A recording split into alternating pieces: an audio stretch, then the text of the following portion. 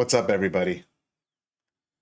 I still can't believe I'm doing this. For anybody that knows me, this is absolutely crazy and it's so out of my comfort zone. But my name is Randy Baines and I'm here to make $1 million. Hey, what's up, everyone? It's Randy. I just got back from a wicked trip to Dallas for an ASFX Trading Bootcamp.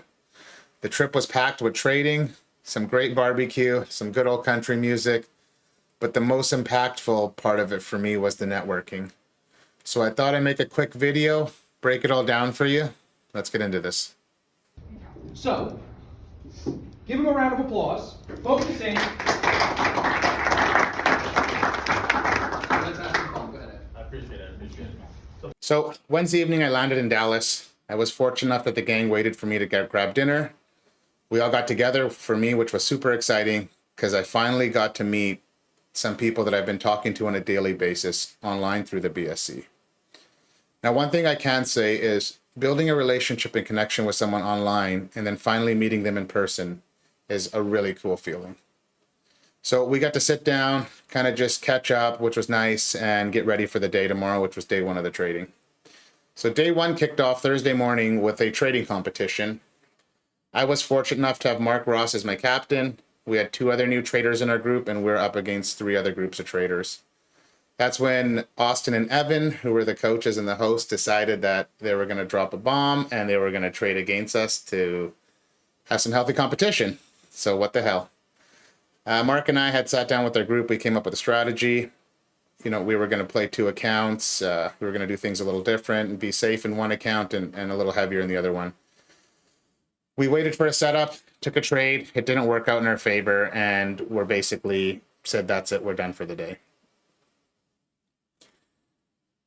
Then we went into some educational content, which was really good. Got to go over some stuff with Austin and Evan and their style of trading and what we're looking at and what they're looking at. So day 2 started off again with the trading competition. Now, our group was behind a little bit, so we decided we're going to swing for the fences. The other groups were down. We kind of knew what the P&L was because we did an update at the end of the day prior. So me and Mark came up with a strategy again with our traders and decided that we were going to swing a little heavier and we're going to go for the gusto here, or else we're probably not going to win this competition. So that didn't work out in our favor, and we ended up coming in 3rd place in the competition, I believe, but I can't tell you for sure because Austin and Evan won, and basically that was the end of it. So the whole point of the competition after the fact was for Austin to teach us how to not overtrade and to be patient. Austin and Evan managed to win the competition with just 3 trades, where other groups had multiple 10, 15, 20 trades. So that was a key takeaway for me, and I really enjoyed it. We got into some more educational content. Evan went over his higher time frame analysis, which besides the networking was the second biggest takeaway for me from the conference.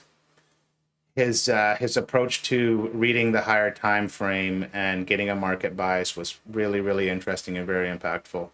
I will be making a future video on that and break it down because there's a lot to go over, and I think it is for anybody that is day trading would be a huge asset to understand the higher time frame and to the capacity that kind of Evan explains it. So I'll save that for another video. Besides the trading, there was a ton of other fun stuff that we got to do. After day 1 of the boot camp wrapped up, we decided we were going to head out to eat some good barbecue, and we ended up at a place called Terry Black's. For those who know, they know, but for those who don't, I highly recommend it. It's got to be hands down the best barbecue I have ever had. After that, we decided to go out and we did some bowling, went out for some drinks, and had a great night. On the second night after we wrapped up on the Friday, Austin had planned something for all of us to do, which he didn't tell us and was a surprise. He tells us that he is taking us to the world's biggest honky-tonk, Billy Bob's, Texas. What an amazing night that was. It's full of fun, laughter, hanging out with everyone, and the people in Texas are so polite, it is crazy. I got to say, hands down, that is probably top 5 the most fun I've had at a bar.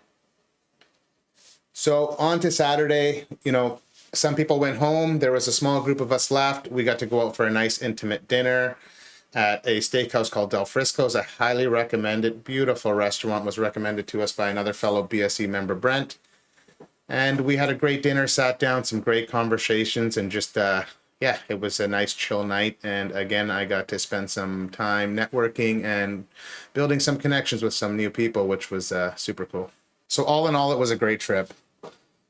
The key takeaways for me are going to be, one, the networking aspect, which for me is something I don't ever do. It's totally out of my comfort zone. I've had the same group of friends for about 25 years.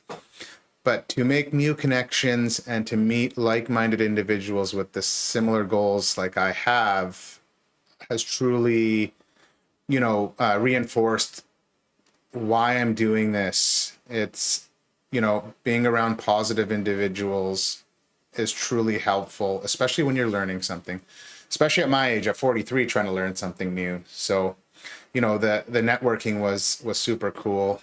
Just by chance, I got to meet some people. I got to meet the guys from Top One, Clay, and through Clay, I got to meet their marketing guy, Ryan Miller, who, gave me some great tips on building some YouTube content and what to do. And through Austin's videographer, Ricky, also got some more great tips on YouTube and just content and equipment used. So it was super cool in that sense. And then, just getting to spend time with these individuals and pick their brains and kind of feed off of their energy was at the end the biggest takeaway from me. The second takeaway would be the higher time frame analysis. And again, like I said, I want to make a video to go into this in depth. There's a lot more to it. I'll have to do a bunch of chart markups, lay it all out so everybody can understand. And then obviously I still want to make a bunch more content on my trading journey to $1 million. The next video I'm going to be making is going to be my game plan, where I'm at with funded accounts, what I need to do, the time frame kind of, and the game plan. So stick around, we'll go over everything. It's going to get better and better, like I always say. And please hit that subscribe button and join me on this journey.